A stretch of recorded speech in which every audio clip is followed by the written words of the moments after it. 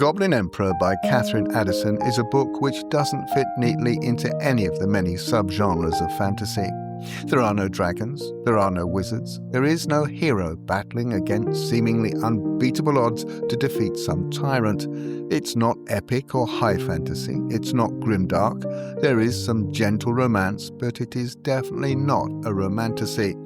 And while there are airships, steam power, elves and goblins, it cannot be described as urban fantasy or even steampunk. At the beginning of the book, we're introduced to Maya, the fourth and least regarded son of the emperor of an elven kingdom. When his father and all three of his brothers are killed in an airship crash, he finds himself, against all expectations, sitting on the throne. It reverses the normal timeline of many fantasy books where the protagonist has to fight against great odds before achieving power. And after Maya, half goblin, half elf, is declared emperor, the narrative never leaves the confines of the imperial court. The first third of the book is spent on Maya's first day as emperor and the etiquette that surrounds it. While I may not be making it sound like a great read at this stage, it is totally absorbing and held me from the opening chapter. Maya is thrown into the bewildering world of elf politics and the terrifying prospect of selecting an empress. Things are further complicated when he learns that his father's death might not have been an accident.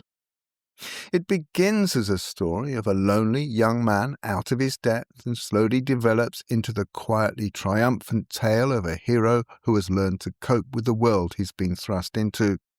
There is no great dramatic finale.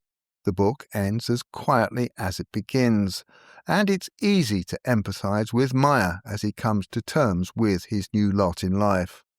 And while I'm not a fan of writers imposing modern-day sensibilities on their main characters in any fantasy book, Katherine Addison manages it in a way that doesn't grate or lessen the story.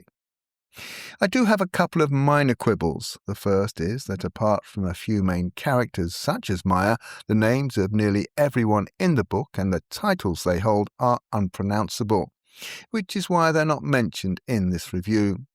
And the character list or dramatis personae at the beginning of the book is even longer than the one Stephen Erickson puts in front of each of the novels in his Malazan Book of the Fallen series.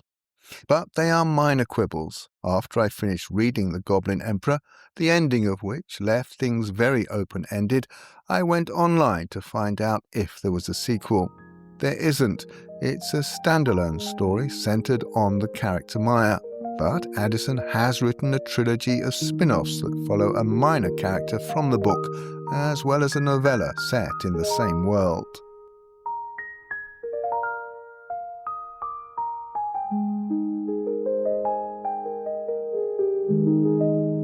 Well, that's all for this week. If you enjoy these podcasts and find them useful, please follow or subscribe.